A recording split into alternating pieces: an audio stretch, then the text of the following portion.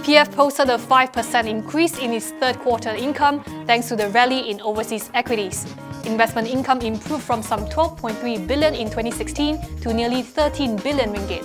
Its Deputy Chief Muhammad Nasir Al-Latif says its overall portfolio performance has benefited from the rally in the overseas equities markets.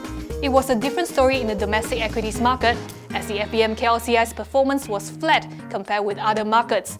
61% of its income came from equities, while nearly 35% was from fixed income instruments.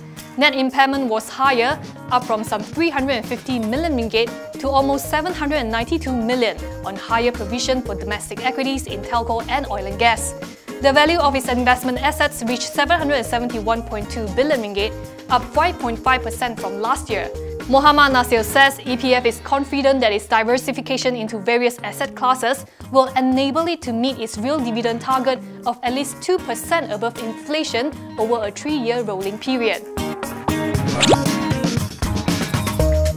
Natural gas is set to become pricier starting January next year as liquefied natural gas gets more expensive. According to Gas Malaysia, the government has approved the higher tariff for the non-power sector from January 1st to June 30th. The average natural gas-based tariff has been set at 30 ringgit 90 cent per MMBTU, plus a surcharge of 1 ringgit 62 cent per MMBTU under the gas cost pass-through mechanism, which brings the new average effective natural gas tariff for the non-power sector to 32 ringgit and 52 cent per MMBTU. Gas Malaysia says the revised tariff is expected to contribute positively towards its financial position for the financial year ending December 31st, 2018. AirAsia's third quarter earnings grew 42.8% with the consolidation of Indonesia AirAsia and Philippines AirAsia. Net profit stood at 505.3 million versus last year's 353.9 million. Revenue came in at 2.4 billion ringgit, which is 45.1% higher than the 1.7 billion posted in 2016. Stripping out the share of results from its Indonesia and Philippines associates, the carrier's net profit was 30% higher quarter-on-quarter thanks to lower deferred tax expenses. Its pro forma revenue grew 15% due to a 12% increase in total passengers carried. This is despite a 1% decrease in load factor to 87% during the quarter. Average fare fell 2%, while the overall revenue per available seat kilometers remains flat at 14.76 cents.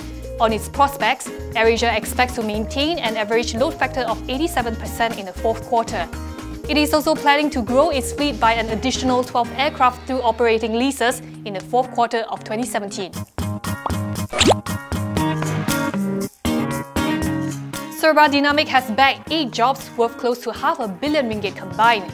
4 are engineering, procurement, construction and commissioning contracts or EPCC, and 4 are operation and maintenance contracts or O&M. 4 contracts are with GREENEARTH Landmark for a combined total of 385 million ringgit. It has secured 2 contracts from Malaysia LNG and 2 separate jobs from JX Nippon Oil and Gas Exploration and Petronas Dagangan.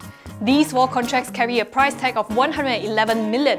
Serba Dynamic says these contracts are expected to contribute positively to the group's earnings for the financial years ending December 31st, 2018 to 2027. Leatherware retailer Bonia first quarter results plunged close to 84% on the back of lower revenue and a slight increase in overall selling and distribution expenses. The decline was also due to a 3 million ringgit gain on disposal and 1.1 million in unrealized forex gains recognized in the previous corresponding quarter. Earnings came in at 1.32 million ringgit, down from 8.15 million a year earlier. Revenue was 13.3% lower at 118.88 million as compared with 137.18 million in 2016. This was mainly due to the fact that the Hari Raya festive sales had been shifted to an earlier date, so the numbers were recorded in the previous quarter. Looking ahead, Bonia expects the retail sector to remain challenging as a result of rising costs of doing business, increased competitive price pressure, as well as weak consumer demand. In addition to closing down non-performing outlets, it will continue to be vigilant in cost management and cautiously adjust its selling price to cope with the rising cost of operation.